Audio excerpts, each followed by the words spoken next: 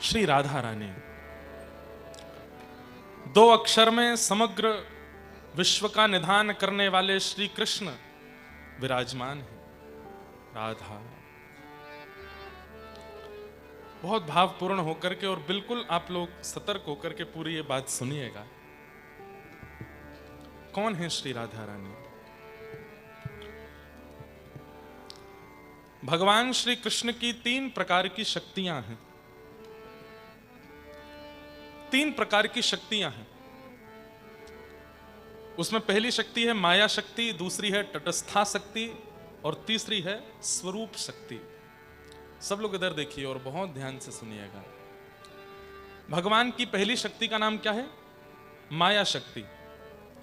Everyone knows that कि माया है क्या, जिसके कारण आप साउथ अफ्रीका में हो, जिसके कारण हम इंडिया में हैं, जिसके कारण कोई जॉब कर रहा है, कोई बिजनेस कर रहा है, कोई रुपए पैसे के लिए, कोई डॉलर के लिए, कोई यहाँ के रेंट्स के लिए, जो भी आप लोग कर रहे हैं, जितने में काम बन जाए उससे अधिक के लिए कर रहे हैं, तो वो माया है। समझ में आई बात? हमारा इतने में 3 समय का भोजन हो सकता है, इतने में घर बन सकता है, इतने में ट्रेवलिंग करने वाली गाड़ी मिल सकती है, इतने में सब व्यवस्था बन सकती है, उतना है, पर यू वांट मोर। वही माया है जो आपको अपनी ओर खींचती रहती है। वो भगवान की शक्ति है, माया शक्ति। अगर वो शक्ति नहीं होगी तो संसार चलेगा कैसे? संसार को चलाने के लिए भगवान की एक माया शक्ति है जो आपको अपनी ओर खींचती रहती है हमेशा। तो एक शक्ति माया शक्ति जो संसार चलाने के लिए भगवान प्रकट करते हैं। दूसरी शक्ति है तटस्था शक्ति। ये तटस्था शक्ति क्या है? मुझ में देखने की पावर है, सुनने की शक्ति है, बोलने की शक्ति है, चलने की शक्ति है, बैठने की, उठने की, गाने की, नृत्य करने की। ये जीव व्यक्ति के अंदर ये सारी शक्तियां जिससे वो कर्म करता है, वो सब तटस्था शक्ति कहलाते हैं। ये भगवान की कृपा से। बहुत ध्यान से सुनिएगा। माया शक्ति, तटस्था शक्ति। मैं बोल रहा हूं, मूकम करोति वाचालम पंगुं लंघयते गिरिम यत्कृपातमहं वन्दे परमानंद माधवम। गूंगा बोल सकता है, बिना पैर वाला पर्वत लांघ सकता है। किसकी कृपा से? माधव की कृपा से। तो ये गूंगे को बोलने की शक्ति, बिना, हम सब एक समय पर लंगड़े ही थे। जब जन्म लिया था उसके बाद लंगड़े ही थे, नहीं चल पाते थे, नहीं उठ पाते थे, कुछ नहीं कर पाते थे। माता जी उठा के धर देती थी, माता जी उठा के इधर उधर घुमाती थी, लेकिन धीरे धीरे चलने की शक्ति आ गई। आज बड़े बड़े पर्वत पार कर लेते हैं हम। एक समय पर हम सब गूंगे थे, बोलना नहीं आता था। आज दुनिया शांत हो जाती है हमारी बोली के आगे। एक समय रोते थे तो माँ कहती थी बेटा शांत हो जा, बच्चा शांत हो जा, नहीं मानते थे। आज 2 मिनट में मान जाते हैं। तो ये सारी शक्तियां हमारे अंदर इनबिल्ड जो होती हैं वो तटस्था शक्ति कहलाती है। और तीसरी शक्ति भगवान की होती है स्वरूप शक्ति। स्वरूप शक्ति। और इस स्वरूप शक्ति के भी 3 रूप हैं। स्वरूप शक्ति के 3 रूप कौन कौन से हैं? संघनी, संवित और आह्लादनी। इसमें संघनी शक्ति कौन सी है? धाम, जैसे कि वृंदावन। वृंदावन भी श्री कृष्ण का स्वरूप है, द्वारिका भी श्री कृष्ण का स्वरूप है, जगन्नाथ भी श्री कृष्ण का स्वरूप है, बद्रीनाथ धाम भी श्री कृष्ण का स्वरूप है। वहां मंदिर में भगवान जो बैठे हैं वो बाद की बात है। आप धाम में पहुंच गए, इसका मतलब कृष्ण आपको मिल गए, कृष्ण से आप मिल लिए। आप वृंदावन गए, लेकिन बहुत भीड़ थी, बिहारी जी का दर्शन नहीं कर पाए, लेकिन आप वृंदावन पहुंच गए, तो वृंदावन पहुंचने से कृष्ण के दर्शन हो गए, क्योंकि धाम भी ठाकुर जी का ही रूप है, वृंदावन। तो भगवान की स्वरूप शक्ति में जो 3 स्वरूप हैं, उनमें पहला है संघनी स्वरूप, यानी कि धाम, भगवान का धाम। तीसरा स्वरूप है संवित शक्ति, जो कि है ज्ञान। अभी हम लोग डरबन में बैठे हैं, साउथ अफ्रीका में बैठे हैं, लेकिन कथा सुनते सुनते सुनते सुनते सुनते अचानक से आप भूल जाते हो कि ये साउथ अफ्रीका है, अचानक से भूल जाते हो कि डरबन है। अभी हम लोग नाच रहे थे, मीठे रस से भरोरी राधा रानी लागे, तो ऐसा लगने लगा कि हम कहीं यमुना जी के तट पर व्रजमंडल में तो नहीं हैं। भगवान का दूसरा स्वरूप शक्ति क्या है? कथा, ज्ञान, जिसके वजह से आपको ठाकुर जी का अनुभव होने लग जाता है। ठाकुर जी का दर्शन होने लग जाता है। तो ये भगवान की ज्ञान रूप ज्ञान शक्ति। तो संवित, संघिनी और तीसरी है आह्लादनी। ये तीन प्रकार की स्वरूप शक्तियों में संवित जो है वो धाम है, संघिनी जो है वो कथा है, और आह्लादनी जो है वो राधा रानी है। अब राधा रानी कैसे हैं ये सुनो। आह्लाद किसको कहते हैं? हमारे हृदय में प्रसन्नता का पारावार हो जाए, जिसको मेजर ना किया जा सके, इतना प्रसन्न हम जब हो जाते हैं, उस समय जो हम क्रिया करते हैं वो हमारे आह्लाद का स्वरूप होता है। जैसे मान लीजिए कि कोई चाहता था कि उसको 5 करोड़ रुपए मिल जाएं, अचानक से फोन आता है कि भाई तुम्हारे अकाउंट में 5 करोड़ रुपए आ गए। अब 5 करोड़ रुपए नाम सुनते ही उसके मन में जो आंखों से आंसू निकले, हंसने लगा, प्रसन्न हो गया, और महाराज इतना प्रसन्न हो गया, पत्नी के साथ नाचने लगा, अपने बच्चों के साथ नृत्य करने लगा, जोर जोर से चिल्लाने लगा, उछलने लगा। तो प्रसन्नता मिलने से जो जो एक्टिविटीज उसने की उसको कहते हैं आह्लाद। श्री कृष्ण को जब अति अति प्रसन्नता होती है, अति अति अति प्रसन्नता होती है, तो वो कोई एक्टिविटी नहीं करते हैं। उनके हृदय का जो आह्लाद है, उनके हृदय की जो अनन्य प्रसन्नता है, वो प्रत्यक्ष प्रकट हो जाती है, और वही श्री राधा रानी है, वही श्री राधा रानी है। और कब हुआ था ये अनन्य आह्लाद प्रकट? 2-4 कथाएं आती हैं श्री राधा रानी के प्राकट्य की। एक तो कथा ऐसी है कि वृषभानु जी ने बहुत तपस्या की, और तप करके ठाकुर जी से बस एक ही प्रार्थना की कि नाथ आप हमारे यहां संतान रूप में प्रकट हो जाइए। भगवान ने आज्ञा देकर के कहा कि बाबा, हम तो ऑलरेडी नंद यशोदा को आज्ञा दे चुके हैं कि हम उनके यहां कृष्ण बन के आने वाले हैं। देव की वसुदेव को पहले ही भगवान कह चुके हैं कि हम उनके यहां कृष्ण बन के आने वाले। एक ही समय पर 2 जगह कैसे अवतार लें? तब ठाकुर जी से कहा कि नहीं नहीं नाथ, कुछ तो कृपा करो। तब भगवान वैकुंठ में जाते हैं और अपने प्रतिबिंब को देखते हैं, अपने आप को मिरर में देखते हैं। तो ठाकुर जी का स्वरूप जो दर्पण में दिखाई देने लगता है, उस दर्पण के स्वरूप का ठाकुर जी श्रृंगार करते हैं। बिंदी लगाते हैं, आंखों में काजल लगाते हैं, होठों पर लालिमा लगाते हैं, सुंदर चुनरी उड़ाते हैं, गले में आभूषण पहनाते हैं। और जैसे ही अपने ही प्रतिबिंब के स्वरूप को, अपने ही मिरर में दिखने वाले स्वरूप का ठाकुर जी श्रृंगार करते हैं, ठाकुर जी अपने ही स्वरूप पर मोहित हो जाते हैं, और उस प्रतिबिंब के स्वरूप को ही ठाकुर जी प्रकट कर देते हैं और आज्ञा करते हैं कि हे वृषभानु, हे राधा रानी, आप मेरी आह्लादनी शक्ति हो।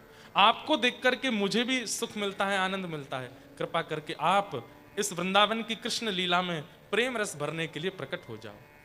तो ठाकुर जी का ही प्रतिबिंब स्वरूप, ठाकुर जी का ही आह्लाद स्वरूप, ठाकुर जी का ही प्रेम स्वरूप, वही वृषभानु जी के यहां श्री राधा रानी बनकर के आती। आह्लाद भगवान का, वही राधा रानी। एक दूसरी कथा और आती है, वो कैसे है? Have you heard about Mohini अवतार? मोहिनी अवतार कब हुआ था? जब समुद्र मंथन हुआ। समुद्र मंथन हुआ देवता और राक्षसों के बीच में, दैत्यों के बीच में समुद्र मंथन हुआ था। और उस समुद्र मंथन में जैसे ही स्वर्ग कलश प्रकट हुआ, दैत्य उसको लेकर के भाग गए। तब देवताओं ने जाकर के भगवान से प्रार्थना की कि अमृत तो सारे दैत्य ले गए, अब हम क्या करें? तो भगवान बोले चिंता मत करो, मैं कुछ करता हूं। तो भगवान मोहिनी बनकर के आए। इतने सुंदर बनकर के ठाकुर जी आए, इतने सुंदर बनकर के आए, आहा, वो गजगामिनी चाल, वो मृग जैसे, हिरण जैसे नेत्र, वो इधर इधर तिरछी नजर से देखना, सबको घायल कर रहा था। दैत्यों के हाथ में अमृत था, लेकिन जैसे ही मोहिनी को आते हुए देखा, दैत्यों ने अमृत तो नीचे रख दिया, बोले कि अब तो यही है अमृत, अब तो यही चाहिए हमें, और कुछ नहीं चाहिए। दैत्यों ने जाकर के मोहिनी जी से कहा कि हमको अमृत मिला है, पर हम चाहते हैं कि तुम अपने हाथों से पिलाओ, इतनी सुंदर हो, तुम्हारे हाथों से पीकर के हम कृतार्थ हो जाएंगे।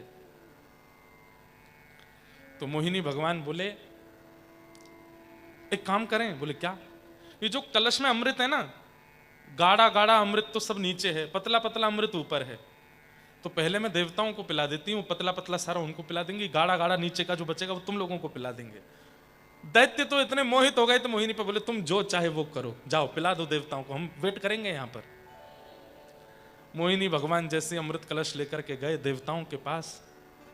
देवताओं को पता था कि भगवान ने मोहिनी रूप धारण किया है, लेकिन इतने सुंदर बन के ठाकुर जी आएंगे ये देवताओं को भी नहीं पता था। जैसे ही भगवान मोहिनी अमृत कलश लेकर के आए तो यहां जो दैत्यों की हालत हुई वही देवताओं की भी हो गई। देवता भी सब मोहित हो गए।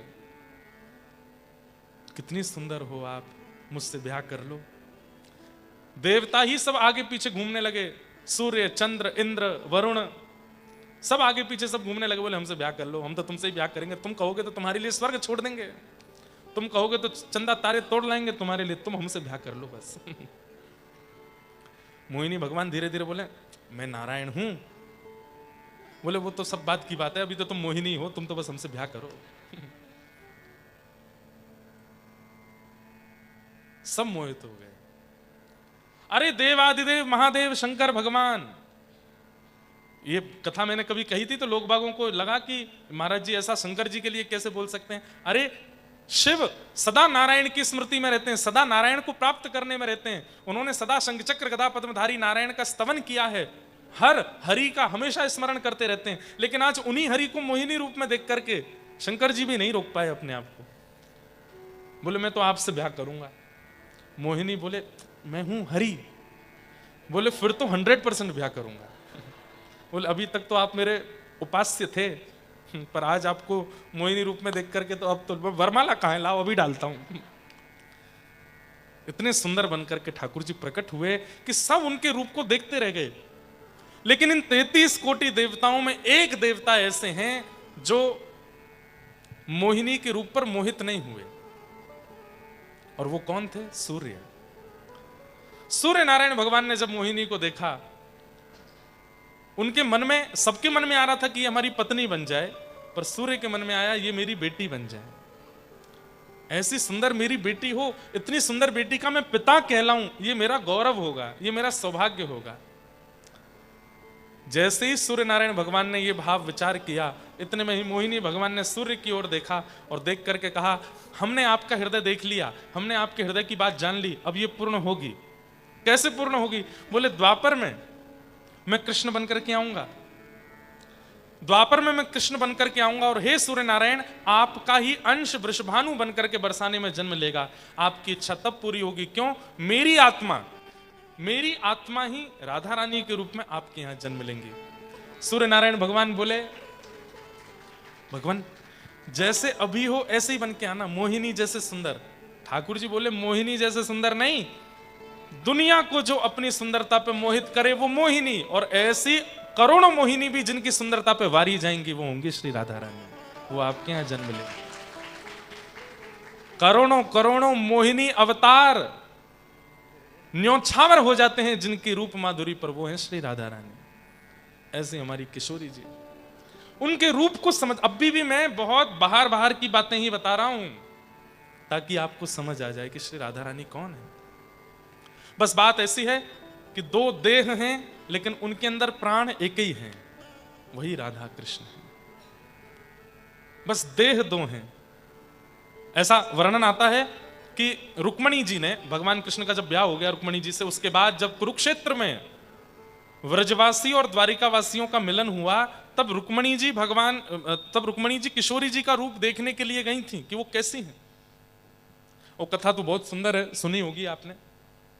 रुक्मणी जी सब भगवान की पटरानियां राधा रानी का रूप देखने के लिए गई, और बड़े अहंकार में गई हैं कि हमसे ज्यादा सुंदर थोड़ी होंगी। ये 24 घंटा कृष्ण जिनका स्मरण करते हैं, 24 घंटा कृष्ण जिनकी याद में रहते हैं, वो राधा रानी हमसे ज्यादा सुंदर थोड़ी होंगी। क्यों? अरे स्वर्ग की बड़ी बड़ी अप्सराएं उर्वशी आदि भी जब द्वारिका आती है ना तो घूंघट करके घूमती हैं। क्यों? रुक्मणी आदि पटरानियों के आगे उनकी सुंदरता फीकी लगती है, इतनी सुंदर है। स्वर्ग की अप्सरा ये कम सुंदर नहीं है, उर्वशी आदि अप्सराएं बहुत सुंदर हैं, लेकिन वे भी रुक्मणी जी के आगे फीकी लगती हैं, इतनी सुंदर हैं रुक्मणी जी और भगवान की पत्नियां। लेकिन आज उन पत्नियों को पता चला कि राधा रानी आई हैं, तो अहंकार में दर्शन करने के लिए जा रही हैं। हम देखें तो सही है कैसी राधा रानी। तो जैसे ही व्रज के शिविर में प्रवेश किया, भीतर जाके पूछा राधा रानी कहाँ है? वो सामने वाले कैंप में बैठी हैं।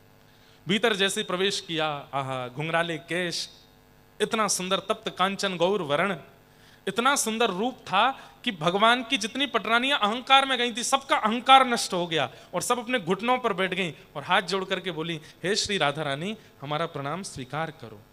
इतने में ही वो कन्या बोली, नहीं नहीं, मैं राधा रानी नहीं हूं, मैं तो उनकी चरणों की दासी हूं। राधा रानी तो भीतर बैठी हैं। रुक्मणी जी एक दूसरे के मुख की ओर देखती हैं, हम इतने अहंकार में भर के राधा रानी को देखने के लिए गई, उनकी दासी हमारे चित्त के अहंकार को नष्ट कर रही है, तो राधा रानी क्या करेंगी? विचार करो। राधा रानी अंदर हैं? बोले हाँ। जैसे ही अंदर प्रवेश किया तो और सुंदर स्वरूप, उस स्वरूप को देख करके 8 पटरानियां गई थी भगवान की, 3 तो वहीं मूर्छित हो गई, इतनी सुंदर। सबने प्रणाम किया, बोले ये तो निश्चित राधा रानी है, राधा रानी हमारा प्रणाम स्वीकार करो। तब उन्होंने कहा, नहीं नहीं नहीं नहीं, मैं राधा रानी नहीं हूं, मैं तो उनकी दासी हूं, राधा रानी तो भीतर बैठी है। दर्शन करने 8 गई थी, रह गई केवल 4, बाकी की 4 तो बाहर ही रह गई। बोले कि हम दासियों की सुंदरता के आगे फीकी पड़ रही हैं, राधा रानी के आगे क्या होगा हमारा हाल? अंत तो गत्वा सब फीके पड़ गए, जैसे तैसे रुक्मणी जी रह गई। रुक्मणी जी ने जब प्रवेश किया भीतर तो क्या देखती हैं?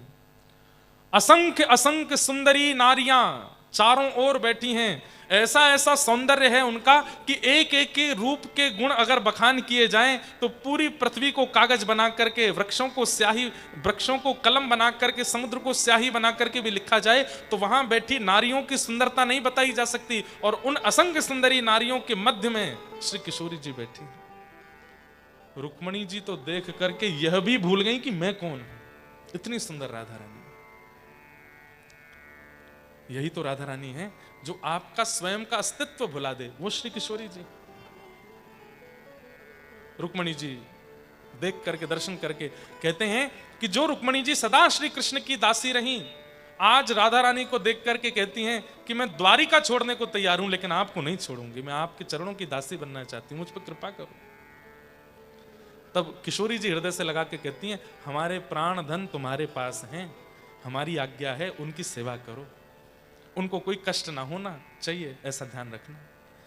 तब रुक्मणी जी निकल करके बाहर आई और सब पटरानियों ने पूछा, राधा रानी कैसी हैं, थोड़ा बताओ तो सही। तब रुक्मणी जी बोली, मैं उसका वर्णन नहीं कर सकती, लेकिन तुम बहुत पूछती हो तो केवल इतना बता देती हूं।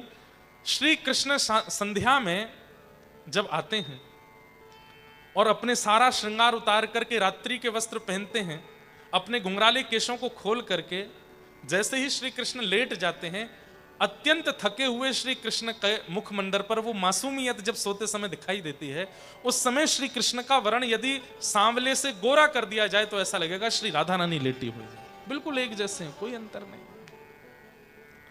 तो श्री राधा रानी कौन है? भगवान का ही स्वरूप है, श्री कृष्ण ही हैं, उन्हीं का ही आह्लादनीय स्वरूप है। अब कहते हैं लोग कि विवाह क्यों नहीं हुआ? हमारे वृंदावन की रीति में तो ब्याह हुआ ठाकुर जी का।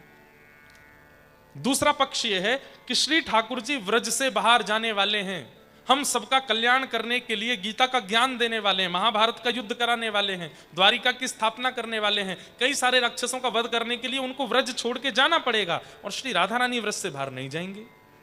श्री राधा रानी दुनिया के लिए आई नहीं है, केवल व्रज के लिए आई हैं और व्रज के उपासकों के लिए आई हैं। व्रज के बाहर, आई एम सॉरी टू से, पर ब्रज के बाहर के लोगों के लिए राधा रानी नहीं आई है।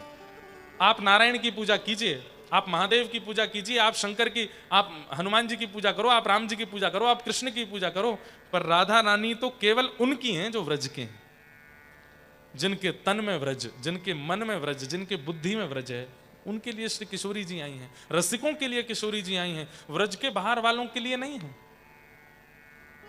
हाँ, तो आप कहें तो फिर महाराज जी साउथ अफ्रीका वाले नहीं बच सकते हैं। तन भले ही साउथ अफ्रीका में हो, लेकिन मन सदा वृंदावन में रहता हो, तो आप राधा रानी को बच सकते हैं।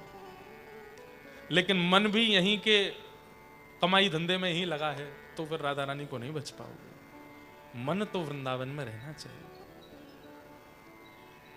ऐसी श्री राधा रानी, तो ठाकुर जी को बाहर जाना है लीला करने के लिए, और किशोरी जी नहीं जाएंगी व्रत छोड़ के। और किशोरी जी के लिए अगर ठाकुर जी भी नहीं गए तो जिस उद्देश्य से श्री कृष्ण पृथ्वी पर आए वो उद्देश्य पूर्ण नहीं हो पाएगा, इसलिए भी श्री कृष्ण को जाना पड़ा। लेकिन श्री कृष्ण के भी 2 रूप हैं, एक देवकी नंदन है, एक नंद नंदन है। अब ये बहुत सारा कॉम्प्लिकेशन है, इसके लिए मुझे 3-4 दिन कथा करनी पड़ेगी, लेकिन मैं बस शॉर्ट में इंफॉर्मेशन दे देता हूं नंद नंदन कृष्ण कौन है? जो कभी सुदर्शन हाथ में नहीं लेते, जो कभी गदा हाथ में नहीं उठाते, जो कभी चतुर्भुज नहीं होते, केवल दो भुज रहते हैं, वंशी का नाद करते हैं, वो नंद नंदन कृष्ण कभी वृंदावन से बाहर नहीं जाते। और उनका विवाह श्री किशोरी जी से हुआ है, वो सदा वृंदावन में ही रहते हैं। वृंदावन में आपको कोई भी मंदिर चतुर्भुज भगवान का नहीं मिलेगा, सारे दो भुज भगवान और केवल वंशी बजा रहे हैं। मतलब वहां प्रभाव नहीं है ठाकुर जी का, वहां ऐश्वर्य नहीं है ठाकुर जी का, वहां केवल प्रेम है। उन प्रेमी कृष्ण का विवाह किशोरी जी से हुआ है, बांडीर वन में ब्रह्मा जी ने कराया। लेकिन देवकी नंदन कृष्ण जो मथुरा जाते हैं, हस्तिनापुर जाते हैं, द्वारिका जाते हैं, महाभारत का युद्ध आदि सब कराते हैं, उन देवकी नंदन कृष्ण का विवाह रुक्मिणी जी से हुआ है। आप कहोगे Maharaj ji, is there two Krishna? They are not two Krishna. आप मिट्टी के कण गिन सकते हो, लेकिन कृष्ण को नहीं गिन पाओगे, इतने कृष्ण हैं।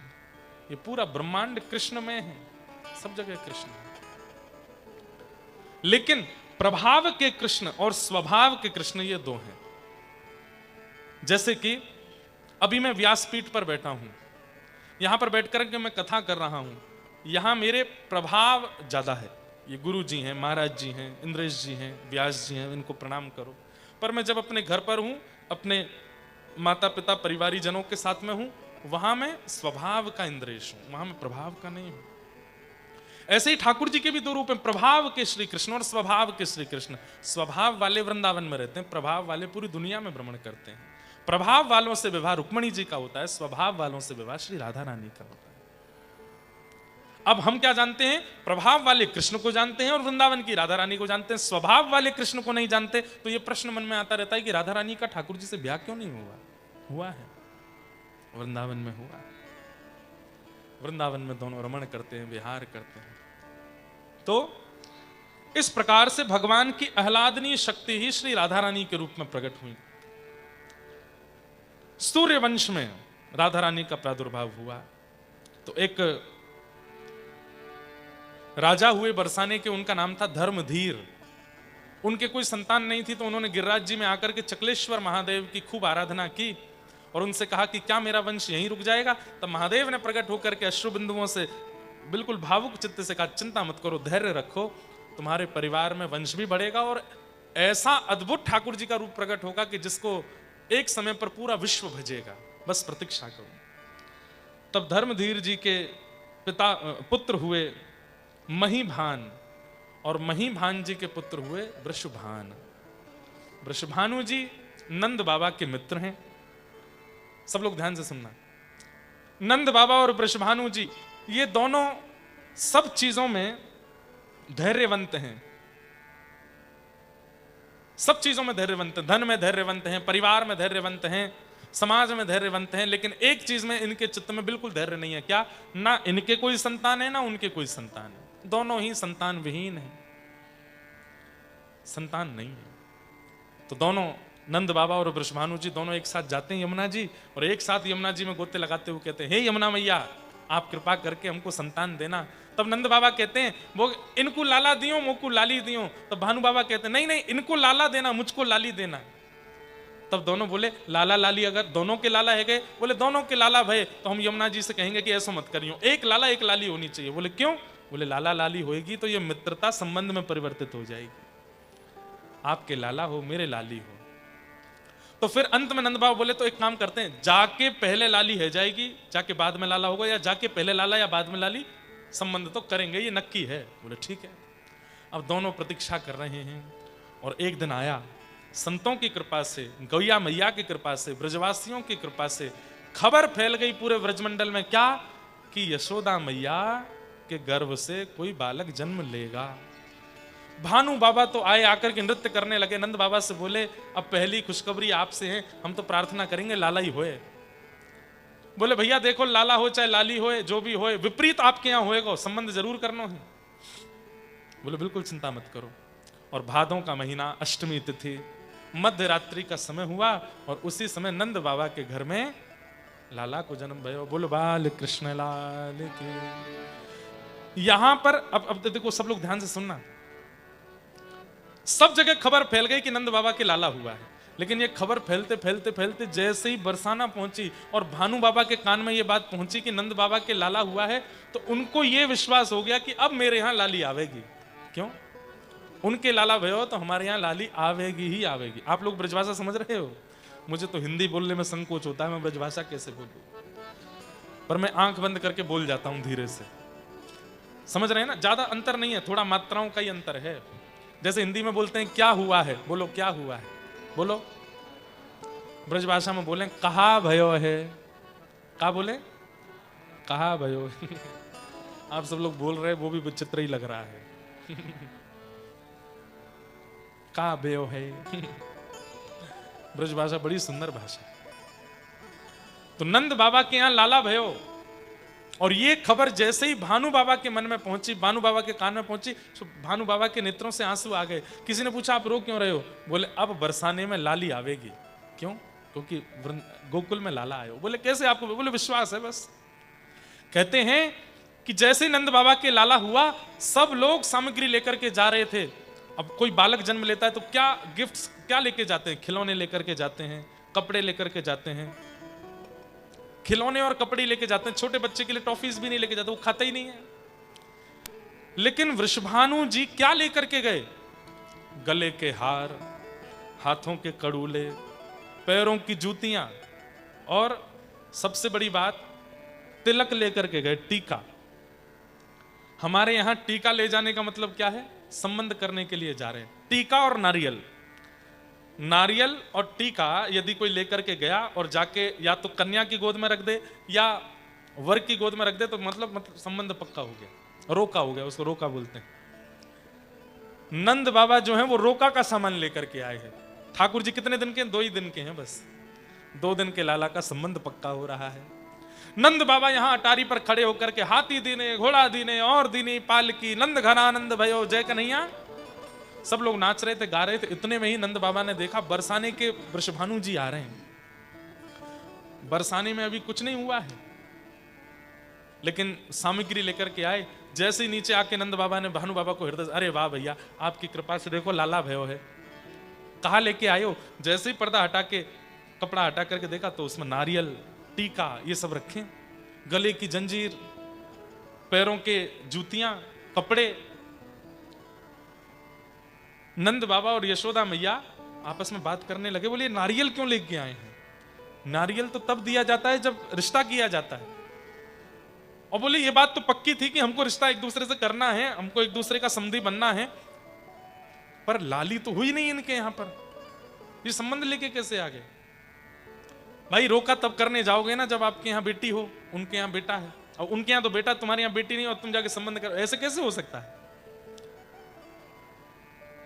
भानु बाबा ने जाकर के नारियल और टीका, लाला 2 दिन के ठाकुर जी के हाथ में नारियल रख दिया, टीका कर दिया, माला पहना दी, संबंध पक्का। नंद बाबा बड़े संकोच में बोले आपने कर तो दिया, पर थोड़ा सा हमारे मन की जिज्ञासा थोड़ी ना ठीक करो। बोले क्या? आपके यहां लाली तो हुई नहीं अभी, आपने संबंध कैसे कर दिया? बोले मैं इसलिए टीका करके जा रहा हूं, इसलिए नारियल रख के जा रहा हूं, ताकि देवता देख लें, ताकि ये सारे हमारे इष्ट जो हैं ये साक्षी बन जाएं कि संबंध हो चुका है। अब लाली भेजनी पड़ेगी बरसाने में, अब वहां पे लाली को भेजना पड़ेगा। अब हमारे इष्ट और हमारे पूर्वज इस बात का ध्यान रखें, संबंध हो गया है, ये खाली नहीं जाना चाहिए। मेरा विश्वास टीके पर है, मेरा विश्वास नारियल पर है, मेरा विश्वास इष्ट पर है। मैं इष्ट की कहानी से टीका कर जा रहा हूं लाला का, अब लाली आएगी। नंद बाबा बोले कहीं लाला हुआ तो फिर क्या करेंगे? बोले नहीं होगा, मुझे अपने इष्ट पर भरोसा है, और मेरे इष्टों को मैं सौगंध देता हूं कि लाला के टीका की सौगंध है, लाली ही आनी चाहिए मेरे यहां। और नंद बाबा सुनो, बोले हाँ, आज तक आप क्या जप करते थे कि अभी तो भयो ना आए, अभी तो लाला भयो ना आए। नंद बाबा माला में जपते थे कि लाला कब होगा, कब होगा, कब होगा। आज से दूसरी माला जपना शुरू करो। बोले क्या? बोले बहू कब होगी, बहू कब होगी, बहू कब होगी, नहीं तो आपको लाला कुआरा रहेगा, ब्याह नहीं होने दूंगा इसका मैं। नंद बाबा उसी समय माला लेके बैठ गए। बोले बहू कब होएगी, अब बहू कब होएगी, बहू कब होएगी। और कुछ महीनों बाद ही खबर आ गई। बोले क्या? बोले बरसाने में भी बधाई बजने वाली है। आहा, नंद बाबा तो बड़े प्रसन्न हो गए। गैयाओं की जाकर के पूजा करी, श्री यमुना जी का पूजन किया, ब्राह्मणों को पूजन किया और बस प्रार्थना कर रहे हैं लाली हो, एक कैसे भी लाली है जाए, बस और कुछ नहीं चाहिए। और आने वाले तिथि ठीक 1 महीना ठाकुर जी के प्रथम जन्मोत्सव, भगवान का फर्स्ट जन्माष्टमी, फर्स्ट बर्थडे मनाया गया था गोकुल में, उसके ठीक 1 महीने बाद हो बरसानो बजत बधाई, वृषभानु की लाली आई। हाँ बरसानो बजत बधाई, वृषभानु की लाली आई। और ये खबर जैसे ही पता चली, नंद यशोदा तो इतने खुश हो गए, इतने आनंद में भर गए कि लाली हुई है भानु बाबा के यहाँ पर। अच्छा एक बात, हमारे इंडियन कल्चर में जितने भी भगवान हुए, या तो वो रात को 12 बजे हुए या दिन में 12 बजे हुए। जन्माष्टमी कब मनाई जाती है? रात को 12 बजे। रामनवमी दिन में 12 बजे। लेकिन श्री राधा रानी का जन्म ना रात में 12 बजे हुआ ना दिन में 12 बजे। राधा रानी का जन्म हुआ ब्रह्म वेला में 4 बजे, ब्रह्म मुहूर्त में। कहते हैं क्यों, ऐसा क्यों? किशोरी जी सुबह 4 बजे क्यों उदित हुई, क्यों प्रकट हुई? बोले 4 बजे के बाद धीरे धीरे धीरे धीरे अंधेरा दूर होने लग जाता है, प्रकाश होने लगता है।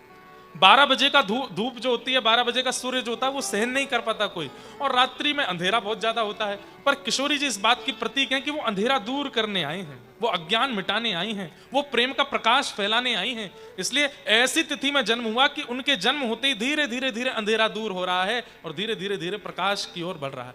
सुबह का सूर्य जो होता है ना, वो सब देख सकते हैं। सुबह के सूर्य का दर्शन सब कर सकते हैं। 5 बजे, 5:30 बजे, 6 बजे के सूर्य को सब देख सकते हैं, आंखों से देख सकते हैं। पर 12 बजे के सूर्य को कोई नहीं देख सकता। किशोरी जी ऐसे काल में जन्मी हैं, ऐसे समय पर उनका उद्दीपन हुआ, प्रादुर्भाव हुआ कि जिससे अज्ञान नष्ट होने का प्रतीक हो रहा है। यहां नंद बाबा यशोदा मैया 1 वर्ष के लाला को गोदी में लेकर के बरसाना जा रहे हैं। आहा, जैसे ही बरसाना पहुंचे, सब नाच रहे हैं, गा रहे हैं, आनंद मना रहे हैं, राधा रानी का जन्म हुआ है। आहा, स्वर्ण के पलना में झूल रही हैं राधा रानी। कथाएं तो बहुत हैं। ऐसा कहते हैं कि श्री राधा रानी ने जन्म लेने के बाद कितने दिनों तक आंख नहीं खोली, कुछ बोली नहीं, शांत रही। तब नारद जी आए और नारद जी ने आकर के उनके कान में कहा, हे कृष्ण मनोहारिणी। तो कृष्ण नाम सुनते ही नेत्र खुल गए और हंसने लगी, और जैसे ही कृष्ण नाम विश्राम होता फिर से आंख बंद करके पड़ जाती। लेकिन आज जैसे ही नंद बाबा और यशोदा मैया लाला को लेकर के आए, पलना में झूल रही राधा रानी को जैसे ही यशोदा मैया ने देखा, तो एक स्वरूप होता है कि आप बालक को देख करके कुछ देते हैं। यशोदा मैया इतना सामान लेकर के आई हैं, लेकिन किशोरी जी को देख के, राधा रानी को देख के वो सारा सामान फीका लगने लगा। नंद बाबा से बोली, हम इतने स्वर्ण लेके आई, इतने चांदी, इतने रत्न, इतने वस्त्र लेके आई, पर ये लाली इतनी सुंदर है कि सब फीका लग रहा है, मैं कैसे दूं? मैं तो इस लाली के लिए कुछ लेके ही नहीं आई हूं, क्या करूं? तभी गोद में बैठे हुए ठाकुर जी ने अपना वजन भारी किया और थोड़ा सा मैया को यहां स्क्रैच किया। तो मैया ने ऐसे पकड़ करके हाथ झटका, और तुरंत जब ठाकुर जी की ओर देखा, तो ठाकुर जी को देख करके यशोदा मैया के मन में आया, मैं इतने सारे रत्न लेकर के आई हूं, लेकिन सबसे बढ़िया लाली को देवे वारो रत्न तो गोदी में ही बैठो मेरी। ठाकुर जी को लेकर के, और जैसे किसी की नजर उतारते हैं ना, ऐसे किशोरी जी के ऊपर 1 बार, 2 बार, 3 बार, 4 बार और 8 बार सिर से चरणों तक उतार करके श्री ठाकुर जी को ही रत्न रूप में किशोरी जी के चरणों में प्रदान कर दिया। बोलो युगल जोड़ी सरकार की। और जैसे ही ठाकुर जी को चरणों में पधराया, कह रहे हैं कि राधा रानी थोड़ी सी रो रही थी, ठाकुर जी भी रो रहे थे, लेकिन जैसे ही ठाकुर जी को पधराया, दोनों ने एक दूसरे को हाथ पकड़ लियो, दोनों युगल है गए, शांत हो गए, किलकिल करके दोनों हंसने लगे। कैलाश पर बैठे हुए महादेव अपने आप को रोक नहीं पाए। पार्वती जी से बोले, मैं नहीं रुक रहा। बोले क्यों? बोले मैं तो जाऊंगा दर्शन करने के लिए। और देव आदिदेव महादेव रूप बदल करके आए और आकर के दोनों युगल का दर्शन करके उनकी नजर उतार करके नृत्य करने लगे। बरसाना में आनंद हो रहा है।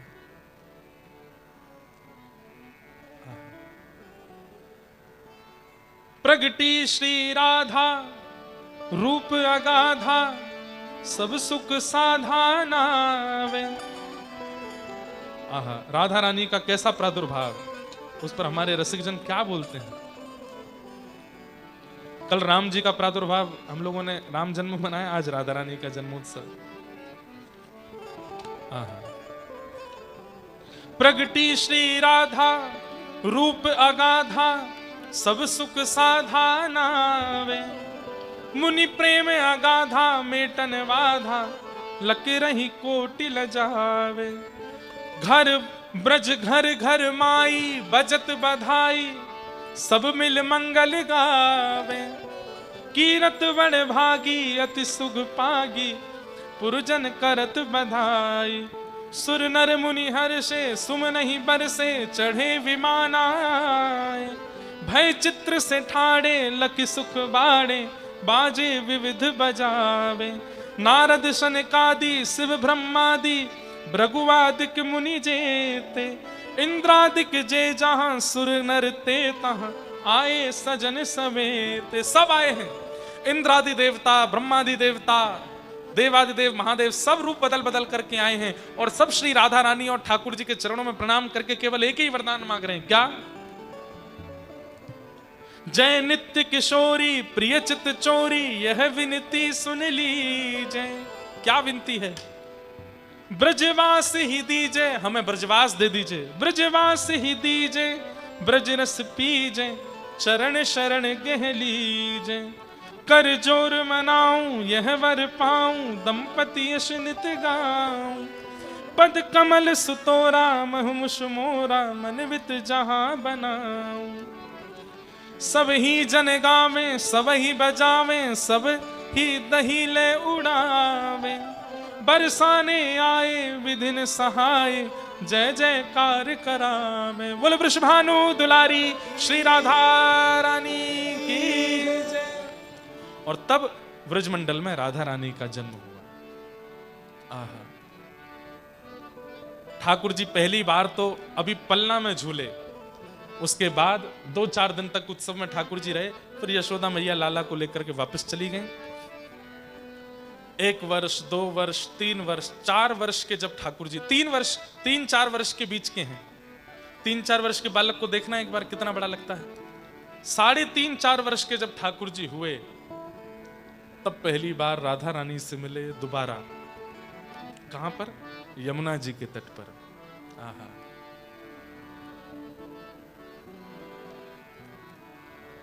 अभी तक ठाकुर जी ने मक्खन की चोरी करी थी, अभी तक ठाकुर जी ने दूध की चोरी करी, दही की चोरी करी, पर आज किसकी चोरी करी है? बोले वृषभानु नंदिनी राधा रानी की चोरी कर लाए हैं ठाकुर जी। हमारे व्रज में गाते हैं, हो व्रज में रतन राधिका गोरी। व्रज में रतन राधिका गोरी। हाँ, व्रज में रतन राधिका गोरी। ओ व्रज में रतन राधिका गोरी। हे राधिका गोरी राधिका गोरी राधिका गोरी राधिका गोरी। राधिका गोरी राधिका गोरी राधिका गोरी राधिका गोरी। ओ व्रज में रतन राधिका गोरी। ओ व्रज में रतन राधिका गोरी। व्रज में रतन राधिका गोरी। व्रज में रतन राधिका गोरी। बोलो वृषभानु दुलारी की।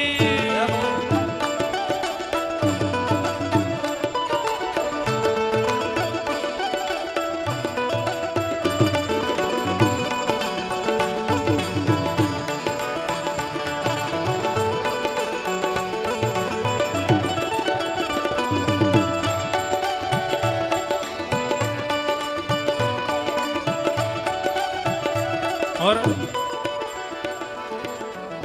कैसे हरण किया राधा रानी का।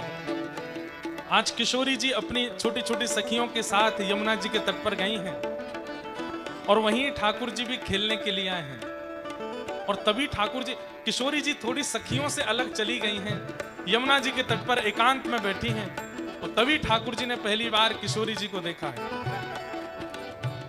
बूझत श्याम कौन तू गोरी, बूझत श्याम कौन तू गोरी, हाँ बूझत श्याम कौन तू गोरी, बूझत श्याम कौन तू गोरी, हे राधिका गोरी, राधिका गोरी, राधिका गोरी, राधिका गोरी, हे राधिका गोरी, राधिका गोरी, राधिका गोरी, राधिका गोरी, ओ ब्रज में, हाँ ब्रज में, ओ ब्रज में रतन राधिका गोरी, ब्रज में रतन राधिका गोरी, हे ब्रज में रतन राधिका गोरी।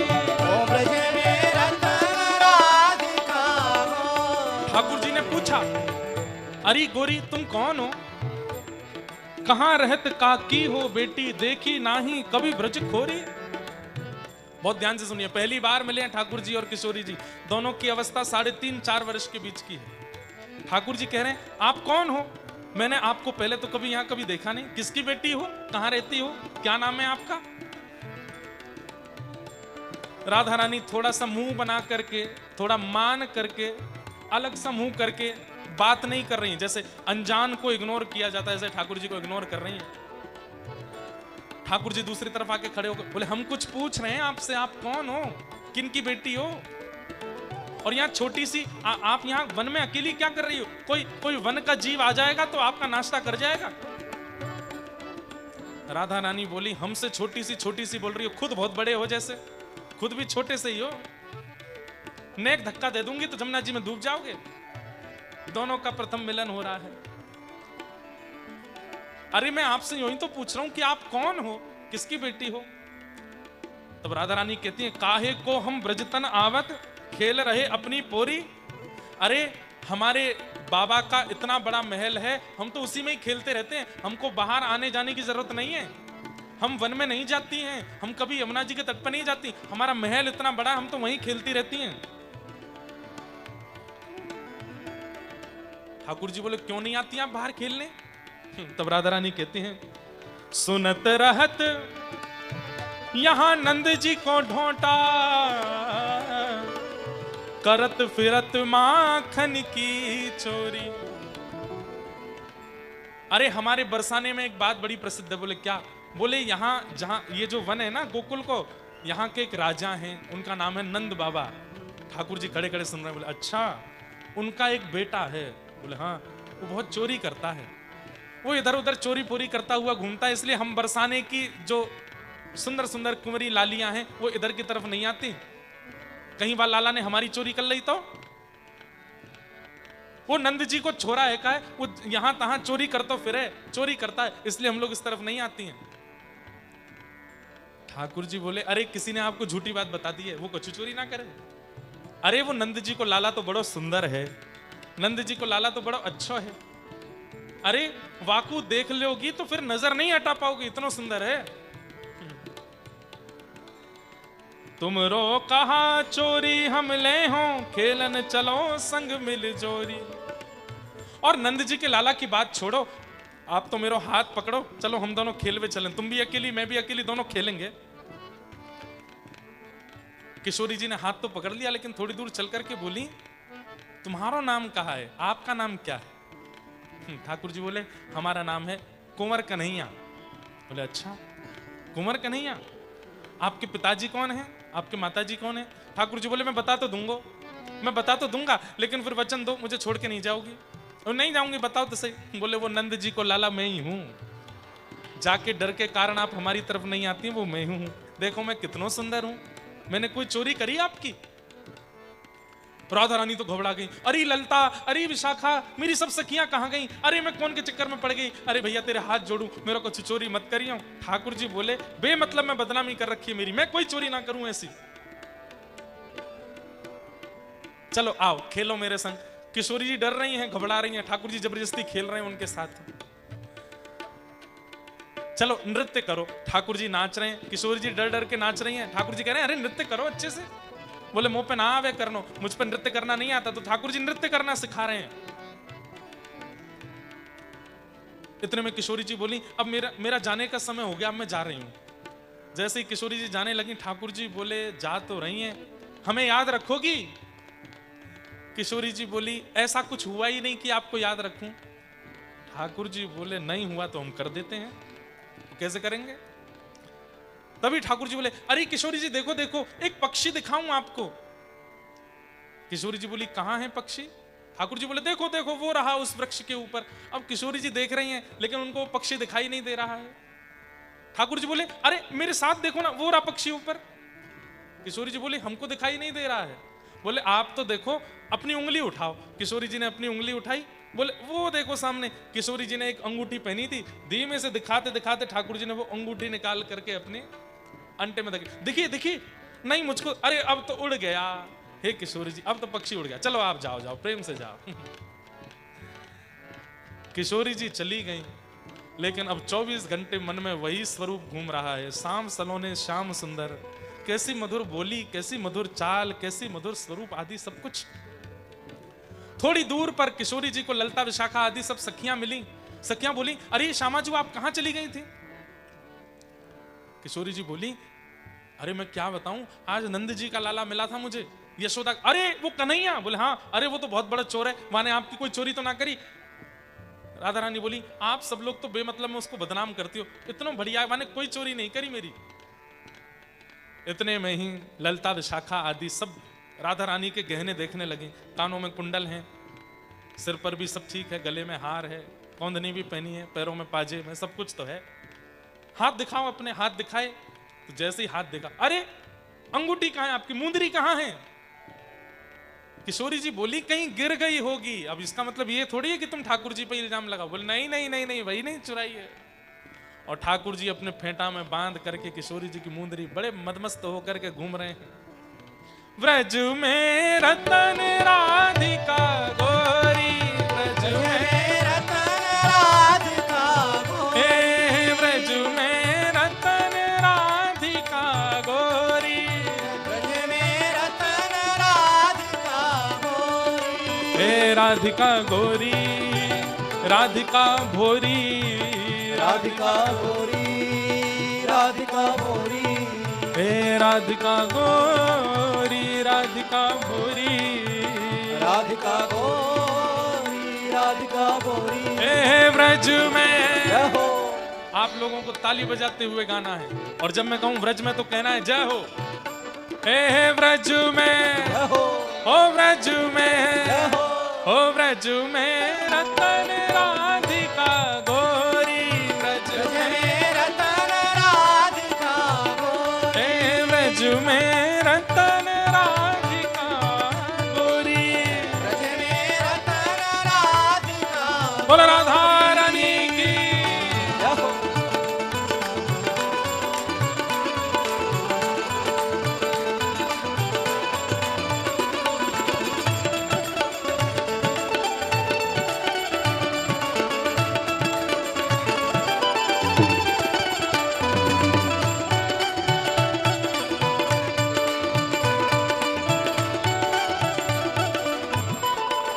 ओ हरलीनी वृषभानु भवन ते, हरलीनी वृषभानु भवन ते, हरलीनी वृषभानु भवन ते, हरलीनी वृषभानु भवन हे ते, वृषभानु भवन ते, वृषभानु भवन आ ते, वृषभानु भवन ते, वृषभानु भवन ओ ते, हरलीनी वृषभानु भवन ते, हरलीनी वृषभानु भवन ते, यहाँ नंद सुवन करी चोरी,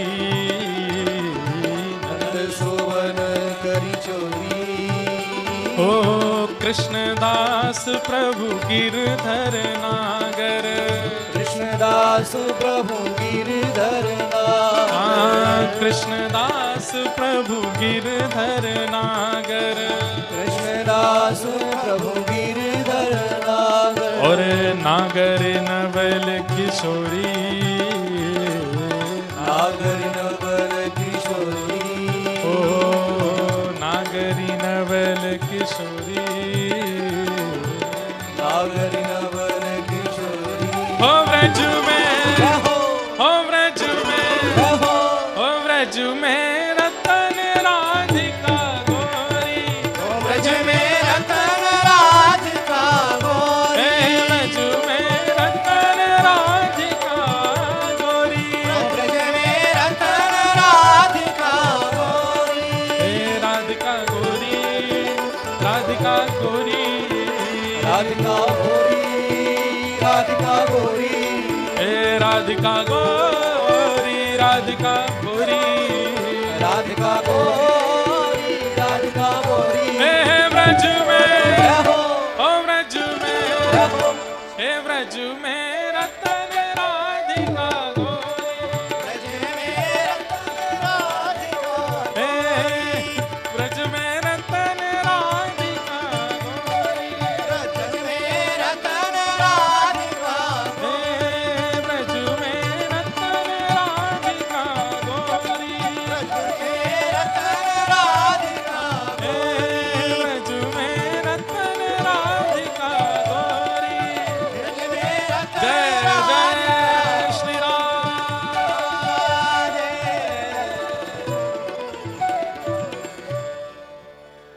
प्रथम बार ठाकुर जी मिले किशोरी जी से और ऐसी मधुर चर्चा हुई। मुंदरी चुराई ठाकुर जी ने किशोरी जी की। ललता विशाखा आदि सब सखियां पहुंच गई ठाकुर जी के पास। क्यों, आप ही हो नंद जी के लाला? ठाकुर जी बोले हाँ हम ही हैं, चुपचाप दे दो। ठाकुर जी बोले हम पे नहीं है। सखियां बोली क्या नहीं है? बोले जो तुम मांग रही हो वही नहीं है। बोले हम क्या मांग रही हैं? बोले मुझे क्या पता। मतलब कैसे भोले हैं ठाकुर जी। सब सखियां बोली ये आपने जो कमर में अपने पटका बांध रखा है इसको खोल के दिखाओ। तो जहां पे मुंदरी बांधी थी वो हिस्सा पकड़ के ठाकुर जी ने दूसरी तरफ से खोल के ऐसे करके झाड़ दिया। बोले कुछ भी नहीं है। बोले ये जहां पे आपने पकड़ रखा है इसको खोल के दिखाओ। बोले इसमें पूरा ब्रह्मांड है, अगर खोल दिया तो प्रलय आ जाएगा, ये नहीं खोलूंगा। बोले नहीं नहीं यही खोलो। जैसे ही खोला तो मुंदरी नीचे गिर गई, अंगूठी मिल गई किशोरी जी की। सब सखियां बोली, बोले देखो हमारी किशोरी जी की चोरी करते हो। किशोरी जी को जाकर के अंगूठी दिखाई, देखो ठाकुर जी के पास मिली। लेकिन किशोरी जी के चित्त में तो श्री ठाकुर जी इतने प्रिय हो चुके हैं कि अब जितना भी सब कहते हैं ठाकुर जी के बारे में, किशोरी जी के मन में कोई दोष नहीं आता। बंधु, ठाकुर जी चोरी कोई धन नहीं है इसलिए चोरी थोड़ी करते हैं। नंद बाबा राजा हैं, नंद बाबा राजा हैं व्रजमंडल के। उनके यहां 9 लाख गायें हैं, दूध की, दही के, घी के कुआं हैं, कोई कमी नहीं है, नदी बहती है दूध की। लेकिन फिर भी दूसरी गोपियों के यहां जाकर के दही चुराना, दूध चुराना, मक्खन चुराना, या आज किशोरी जी की मुंदरी चुरा लेना, इसमें कोई ये भाव थोड़ी कि ठाकुर जी के यहां अभाव है। नहीं, श्री कृष्ण का जो अवतरण हुआ है वो प्रेम प्रदान करने के लिए हुआ है। कोई बहुत बड़ा व्यक्ति है और वो आपके पास आकर के बैठ जाए, नीचे बैठ जाए, तो उसकी महानता मानी जाती है। ठाकुर जी बहुत बड़े हैं लेकिन वो कृष्ण लीला में इतने सहज हो गए हैं, सबके साथ वैसी लीला करते हैं जैसे वो भगवान हैं ही नहीं, केवल प्रेम प्रकट करने के लिए। गोपियों के साथ, सब सखियों के साथ ठाकुर जी लीला करते हैं। एक दिन ठाकुर जी ने किशोरी जी को नंदगांव बुलाया। बोले क्यों? बोले हमारे नंदगांव में एक आम का बगीचा है, आम खाने चलेंगे। तो यहाँ ठाकुर जी के सखा कौन कौन है? मधुमंगल, श्रीदामा, तनसुखा, मनसुखा, धनसुखा। और वहाँ राधा रानी के सखियाँ कौन है? ललिता, विशाखा, इंदुलेखा, चंपकलता, ये सब किशोरी जी की सखियाँ हैं। सब सखियों ने मना किया, किशोरी जी मत चलो, ये नंद जी को लाला है, बड़ा उद्यमी है, पता नहीं क्या उद्यम मचाएंगे। बोले नहीं नहीं, उन्होंने बुलाया है, चलो। और सब सखियों के साथ राधा रानी पहुंच गए। आम के बगीचे में ठाकुर जी ले गए। राधा रानी बोली किसका बगीचा है? बोले हमारा बगीचा है। और किसका बगीचा है? हमारे नंद बाबा। ये पेड़ मैंने लगाए हो, ये पेड़ हमारी माता जी ने लगाया, ये हमारे पिताजी ने लगाया, ये पूरा बगीचा हमारा है। राधा रानी बोली तो फिर अब बगीचा ही दिखाओगे कि कोई आम तोड़ के खिलाओगे भी? ठाकुर जी बोले हमको पेड़ पे चढ़ना नहीं आता, आप चढ़ के तोड़ो। तो राधा रानी, ललिता आदि सब सखियां ऊपर चढ़ गईं। एक दो सखियां नीचे खड़ी हो गईं ऐसे पल्लू बिछा करके, और ऊपर से सब सखियां आम तोड़ तोड़ के नीचे दे रही हैं, वो सब पल्लू में ले रही हैं। ठाकुर जी सब सखाओं के साथ गए, बोले ये पल्लू बहुत भारी हो गया, आप हमको दे दो आम। सखियों से आम ले लिए, कुछ अपनी जेब में धर लिए, कुछ अपने फेंटा में बांध लिए। सब सखाओं ने खूब जितनी पेट भर सके इतने आम अपने पास धर लिए। सखियों से बोले हम ना बड़ी वाली डलिया लेके आते हैं, आप तोड़ते रहो। सखियां बोली ठीक है आप लेके आओ। ठाकुर जी सब सखाओं से बोले चुपचाप भाग जाओ यहां से। सखा तो सारे भाग गए और ठाकुर जी गए वो जिसका मैदान था, जिसका बगीचा था, उसके मालिक के पास। ठाकुर जी गए ठाकुर जी जाके बोले सोते रहो, तुम्हारे आम तो सब चोरी हो रहे हैं। बोले मतलब? अरे नंदगांव के बगीचा में बरसाने की छोरियां आके लूट मचा रही हैं, देखो बाहर निकल के देखो। वो देखो दो सखियां उस वाले पेड़ पे चढ़ी हैं, वो उस पे चढ़ी हैं, वो उस पे चढ़ी हैं, और नीचे देखो पल्लू में पूरे पेड़ तुम्हारे खगाल दिए इन्होंने। हम तो तुमको अपना चाचा मानते हैं इसलिए तुमको आके बता दी सारी बात। हम तो छोटे बच्चे हैं, हम तो कुछ कर नहीं सकते, देख लेना क्या करना है। ठाकुर जी शिकायत करके भाग गया। वो बगीचे का मालिक डंडा लेकर के पहुंचा। वहां सब सखियों ने देखा कि ठाकुर जी डलिया लेके आ रहे होंगे। इतने में ही बगीचे का मालिक लेके गया डंडा और हल्ला करने लगा, अरे अरे चोरनियां आ गई, चोरनियां आ गई। सब सखियां आम वाम छोड़ छाड़ के वहां से भागी।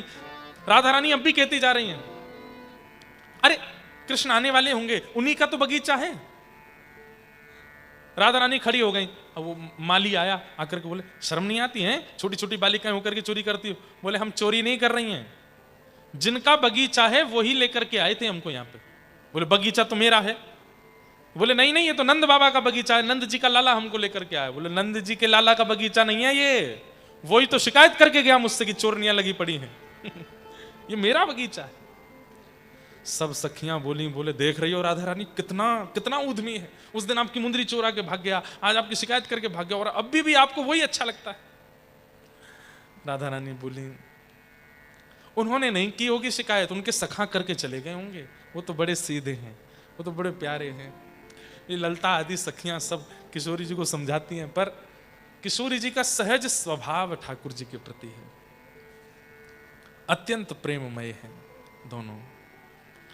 ऐसे ब्रजमंडल में ये रसिकों की प्रेम भरी लीला श्री प्रिया प्रियतम करते हैं, सब रसिकों को आनंद। अब ये तो प्रारंभिक लीलाएं हैं, आगे बड़ी बड़ी लीलाएं आती हैं। एक लीला ऐसी आती है जब ये मिलन थोड़ा बढ़ गया आगे, तो ठाकुर जी क्या करने लगे, नंदगांव बरसाना के मार्ग में एक टोल टैक्स बना दिया ठाकुर जी ने। टोल गेट होता है ना, जैसे आपके यहाँ भी टोल गेट रोड पे होते हैं, ऐसे ठाकुर जी ने भी एक टोल गेट बना लिया। वहां पर ठाकुर जी खड़े हो जाते हैं। बरसाना से जितनी भी गोपियां दही बेचने के लिए मथुरा आदि जाती हैं, उन सबका टोल लगा देते हैं। तो ठाकुर जी कहते हैं टैक्स जमा करो। बोले क्यों? बोले हमारे बाप दादा का जमीन है, हमारे बाप दादा ने रास्ता बनाया, इस पर चल करके आप लोग दही बेचने जाते हो, टैक्स देके जाओ। इसी को हमारे यहाँ कहते हैं दान लीला। कौन सी लीला? दान लीला। टैक्स में क्या मांगते हैं? बोले जो दही लेकर के जा रहे हो इसका 90% हमको खवा के जाओ, 10% जाके बेच के आना। गोपियां कहती हैं टैक्स कुछ ज्यादा नहीं है? मैं बहुत सारे शब्द संभाल के बोल रहा हूं, नहीं तो ये कथाएं तो ब्रजभाषा में करने वाली हैं। गोपियां कहती 90% कौन खाता है? बोले हम खाते हैं। क्यों खाते हो? बोले हमारे पिताजी, हमारे दादाजी, हमारे परदादाजी, उन्होंने रास्ता बनाया ये, अगर उन्होंने रास्ता नहीं बनाया होता तो मथुरा कैसे जाती हैं आप? हमारा अधिकार है, चलो खिलाओ। और गोपियों से महाराज छीन छीन करके दही खा जाते हैं ठाकुर जी। एक दिन राधा रानी ने आकर के कहा, बोले आपको पता है कितना बुरा लगता है जब आप ऐसे हमारी चोरी करते हो? ठाकुर जी बोले हमको क्या पता चलता है कि बुरा लगता है कि नहीं, हमको तो लेने से मतलब।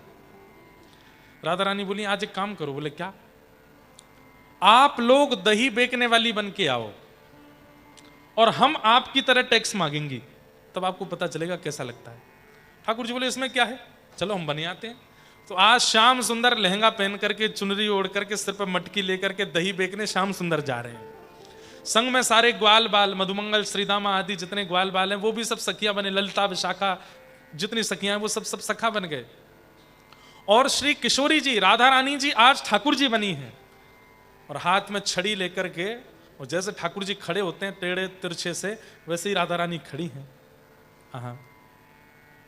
हमारो दान दे जारी, नई दधी बेचने वारी, हमारो दान दे जारी, नई दधी बेचवे बारी। और किशोरी जी जैसे जैसी हरकत ठाकुर जी करते हैं, कभी कमर पे नोचना, कभी मटकी पकड़ के नीचे गिर देना, फोड़ देना, गिरा देना, दही में भिगो देना, वो सारी क्रियाएं आज किशोरी जी ने ठाकुर जी के साथ करी हैं। जगह जगह नोच देती हैं, कभी दही गिर देती हैं, कभी मटकी नीचे गिरा देती हैं, कभी पल्लू पकड़ लेती हैं, कभी लहंगा पकड़ लेती हैं, कभी जोर से धक्का दे देती हैं। ठाकुर जी अंत में हार गए, बोले आज के बाद नहीं करूंगा। बोले पहले चरणों में प्रणाम करो। श्याम सुंदर श्री किशोरी जी के चरणों में प्रणाम कर रहे हैं और सब सखियां कह रही, बोले आज के बाद तो नहीं करोगे? बोले बिल्कुल नहीं करूंगा। बोले बस यही ध्यान रखना, आज के बाद नहीं करना। धीरे धीरे फिर यही मिलन, जब जैसे ही ठाकुर जी 7-7.5 वर्ष के हुए, यही फिर प्रेम में परिवर्तित होता चला गया और फिर यही रास का रूप धारण करता चला गया। रास, महारास और फिर विवाह तक का सब क्रम बनता चला। पहले नटखट लीलाएं थी, थोड़ी छेड़छाड़ थी, थोड़ी छीना झपटी थी, बाद में यही प्रेम और रास में परिवर्तित होते हुए श्री प्रिया प्रियतम का अद्भुत प्रेम मिलन होता चला गया। अद्भुत रस हुआ। ऐसा वृंदावन का श्री प्रिया प्रियतम का मधुर रस प्रेम है जिसको हम लोग सुन रहे थे।